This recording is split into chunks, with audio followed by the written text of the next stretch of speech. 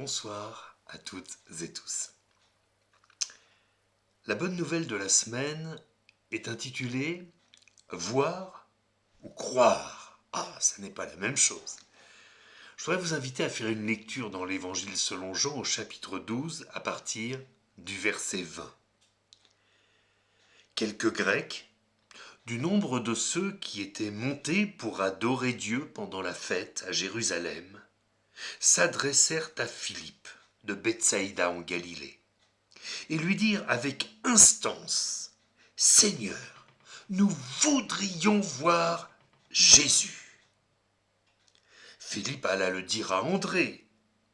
Puis André et Philippe le dirent à Jésus.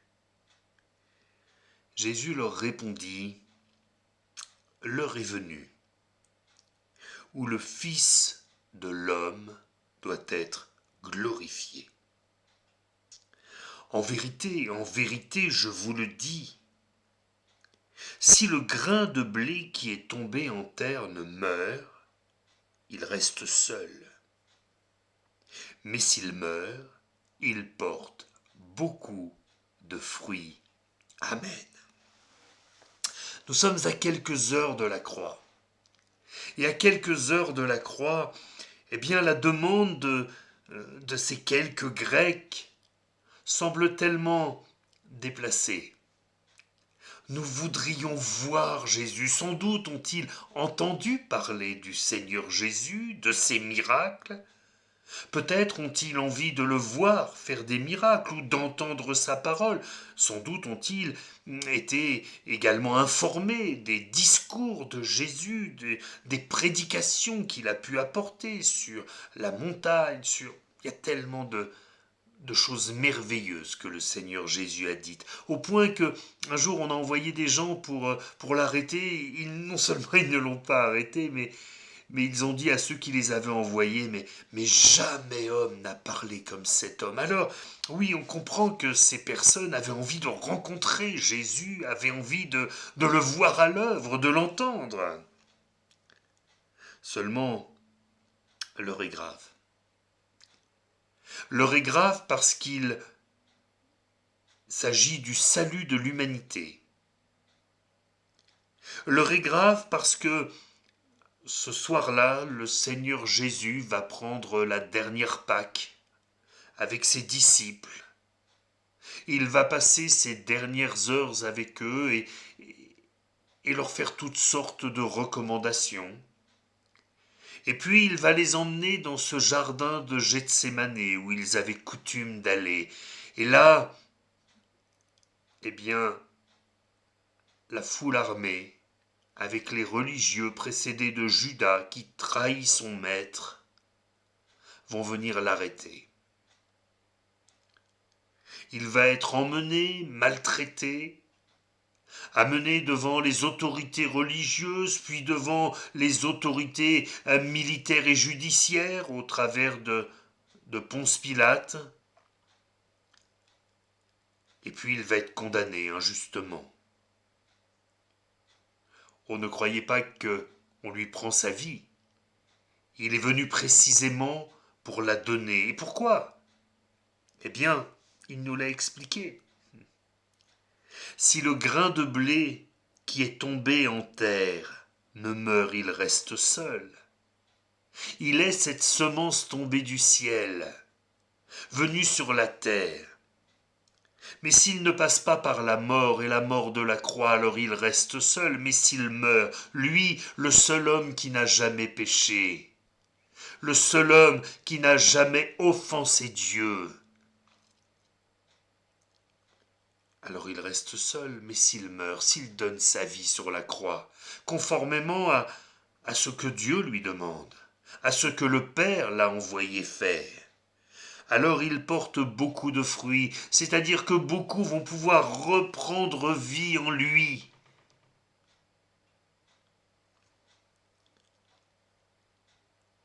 Un peu plus tard, il dira à un homme qui a douté et qui a demandé à le voir.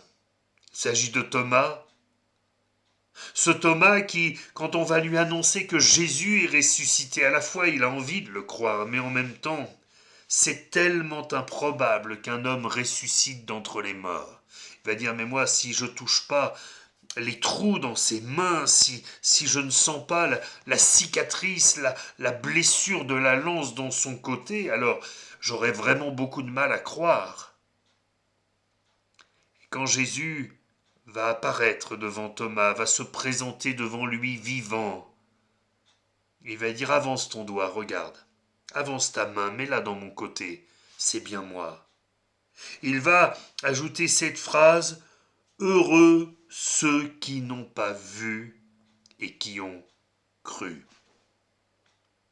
Alors je sais bien, c'est tellement facile de reprendre à son compte les paroles de Thomas en les déformant au passage, pour dire mais moi, je ne demande qu'à croire en Dieu, mais je ne crois que ce que je vois. Vous savez bien que c'est faux. Nous croyons à l'air que nous respirons, et vous êtes bien fort si vous le voyez. Nous croyons aux avions qui volent, et pourtant ils ne sont tenus par rien de visible. La vérité, c'est que souvent, peut-être certains sont tentés de dire, mais on aimerait tellement voir Jésus.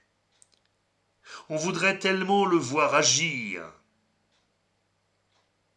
Mais la réalité, c'est que ce que nous demande Dieu, ça n'est pas de voir Jésus, mais de le croire. Le croire, c'est croire que ceux qui se confient en lui, qui lui donnent sa vie, qui lui donnent leur vie, pardon, eh bien, font partie de ces fruits qui sont portés, de ces hommes, de ces femmes qui retrouvent la vie réconciliée avec Dieu. Parce que quand Jésus meurt sur la croix, il ne le fait pas pour le plaisir, il ne fait pas pour la beauté du geste. Jésus donne sa vie sur la croix afin que nous soyons pardonnés de nos fautes. Il prend nos fautes, il en paye le prix et il meurt. Il emmène nos fautes dans la mort et il ressort de la mort en y laissant nos fautes. Plus encore, la parole nous dit que c'est dans ces meurtrissures que nous avons la guérison. Parce que Jésus a souffert, nous pouvons lui demander de nous guérir. Il connaît, il comprend la souffrance. Il aime nous faire du bien. Parfois, on est tenté de répondre, oui, c'est sûr, je ne crois pas en tout, mais je fais de bonnes œuvres. Jésus encore lui dira dans l'évangile selon Jean, l'œuvre de Dieu, c'est que vous croyez en celui qu'il a envoyé. Celui qu'il a envoyé, c'est Jésus-Christ, son Fils unique. Nous vivons des temps difficiles, les choses ne s'amélioreront pas puisque la Bible nous en a prévenus. Cependant, voyez-vous, si nous pouvons estimer que peut-être d'autres politiques, d'autres économies, d'autres écologies, d'autres manières de faire changeraient la face du monde, c'est malheureusement une utopie. Une autre politique aura d'autres conséquences, une autre économie aura d'autres inconvénients, une autre écologie produira aussi ses méfaits. On nous pousse à acheter des voitures électriques et on ne sait pas comment retraiter les batteries. Ça n'est qu'un exemple. Cependant, ce monde a vraiment besoin de changement. Le changement dont ce monde a besoin, c'est la repentance, c'est-à-dire regretter notre vie sans Dieu et lui donner nos cœurs. Lui dire, Seigneur, voilà, peut-être jusqu'à présent j'aurais bien aimé voir Jésus. Mais le voir, qu'est-ce que ça va changer dans ma vie? En réalité, je voudrais croire Jésus. Je voudrais me confier dans l'œuvre du Christ. Je voudrais être pardonné de mes péchés. Je voudrais être guéri de mes maux, peut-être physiques, peut-être guéri des souffrances de mon âme, peut-être guéri des blessures d'une enfance difficile, peut-être, que sais-je encore. peut-être délivré des influences ténébreuses qu'il peut y avoir dans ce monde. Il n'y a jamais eu autant de suicides. L'enfer se régale. Mais Dieu est tout-puissant, c'est lui qui peut changer ta vie, c'est lui qui peut te donner de l'espérance. Si seulement tu crois au message de l'Évangile, de la bonne nouvelle, de Jésus-Christ venu te sauver. Alors, cher ami, je sais bien, nous sommes dans un siècle de l'image. D'ailleurs, ne suis-je pas en train d'enregistrer du son et des images? Cependant, ce qui est important, ce n'est pas de me voir, ni même de m'écouter. Ce qui est important, c'est de croire ce que dit la Bible, de croire ce que dit le Seigneur Jésus, d'entendre ce message d'espérance, ce message de délivrance, de le croire et de s'attacher à sa personne en lui donnant toute notre vie. Voulez-vous que nous prenions quelques instants pour prier? Seigneur notre Dieu, je te remercie parce que c'est vrai, je dois le reconnaître, je ne t'ai jamais vu, ni en songe, ni en vision. Mais tu m'as donné la foi dans ta personne. Et je crois que cette foi, tu veux encore la développer dans le cœur de plusieurs de ceux qui entendent ce message, afin qu'ils soient sauvés, qu'ils reçoivent non seulement pour ce temps des délivrances, le salut de leur âme, mais l'espérance de la vie éternelle. Merci de faire ton œuvre, ô Dieu, dans le nom de Jésus-Christ. Amen. Chers amis, je vous dis à très bientôt et que le Seigneur Jésus vous bénisse.